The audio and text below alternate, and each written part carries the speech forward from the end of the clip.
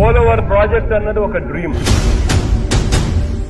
నా దివంగత నేత ప్రీతమ నాయకుడు రాజశేఖర రెడ్డి గారి కొడుకును ఖచ్చితంగా కడతాను, ఒక్క అంగుళం కూడా దక్కదని చెప్తా ఉన్నాను.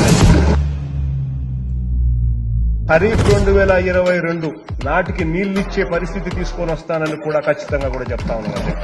పోలవరం ప్రాజెక్టుకు సంబంధించి రాజశేఖర రెడ్డి గారి హయాంలోనే దాదాపుగా అన్ని క్లియరెన్సెస్ కూడా ఆ దివంగత నేత ప్రీతమ నాయకుడు రాజశేఖర రెడ్డి గారి హయాంలోనే వచ్చాయని చెప్పడానికి కూడా గర్వపడతా ఉన్నాను.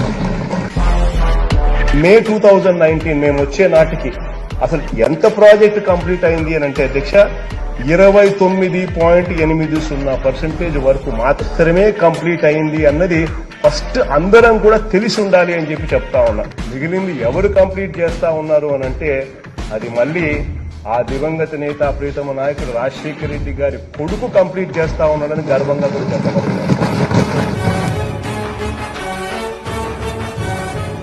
పోలవరం ప్రాజెక్టులో ఏ స్థాయిలో కరప్షన్ జరిగింది అన్నది నేను చెప్పాల్సిన పనిలా సాక్షాత్తు ప్రధానమంత్రి మోడీ గారే ये टीडीपी के लिए ये पोलावरम प्रोजेक्ट एटीएम है, एटीएम उसमें से निकालो.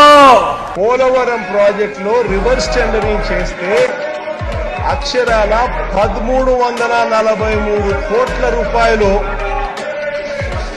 సేవింగ్ అయింది అధ్యక్ష. ఇదే పోలవరం ప్రాజెక్టులో బస్సులు పెట్టి జనాదులు వచ్చినట్టుగా రాసుకుంటూ 83 కోట్ల రూపాయలు వేస్ట్ఫుల్ ఎక్స్పెండిచర్ అధ్యక్ష. ఈ రోజు మన ప్రభుత్వం అధికారంలోకి వచ్చిన తర్వాత ఒక్క రూపాయి కూడా వేస్ట్ఫుల్ ఎక్స్పెండిచర్ లేదు అధ్యక్ష.